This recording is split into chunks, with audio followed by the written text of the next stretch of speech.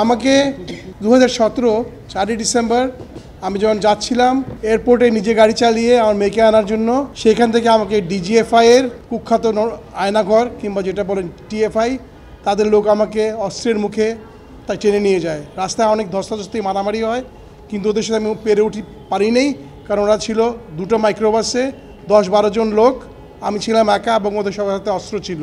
আমাকে ধরে গিয়ে 14 মাস রাখা হয় টর্চার সেলে। আয়নাঘরের দুটো ভাগ আছে, যেটা আপনাকে আয়নাঘর এখন বলেন, যেটাকে আমি জিআইসি বলি, let's say joint interrogation sell DGFI এর কচুক্ষেতের পিছনে। আপনারা যদি আয়নাঘর কি আসলে জানতে চান, তাহলে বড় বড় যদি আপনাকে যে কি বলে কন্টেনার আছে না, লোহার কন্টেনার দেখেন জাহাজে যায়, ঠিক ওইরকম যদি আরও লম্বা করেন, অন্ধকার করে রাখেন, যে ওটা ভিতরে যা থাকে ঠিক আয়নাঘর তাই ছিল।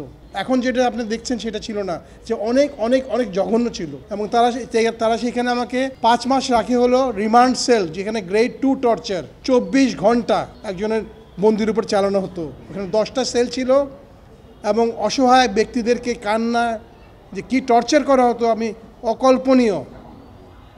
আমার সবচেয়ে খারাপ লাগে, সবচেয়ে অবাক লাগে যে আমি সেনাবাহিনীতে যখন ছিলাম ক্যাপ্টেন হিসেবে চাকরি, আমি অবসর করি, আমাদের শহীদ প্রেসিডেন্ট জিয়াউর রহমান ওনাকে সেনেট করার পর আমি চাকরি ছেড়ে দিই।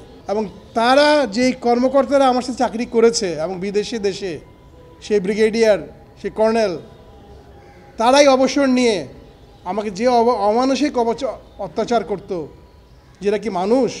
আমাকে নিয়েছিল কেন? আমি ভারত বিরোধী ছিলাম এবং আমি হাসিনার যত কুকীর্তি, গুম, খুন, যে এক্সট্রা জুডিশিয়াল কিলিং, তারপরে যে সিক্রেট চুক্তিগুলো করা হতো, কারণ আমি মনে রাখেন আমি কিন্তু ডিপ্লোম্যাট, আমি জানতাম তারা কী করছে এবং আমি সেগুলো লিখতাম। তারা আমাকে অনেক ওয়ার্নিং দিয়েছে, লেখা বন্ধ করো। আমি বলছি না, আমার কলম আপনারা বন্ধ করতে পারবেন না।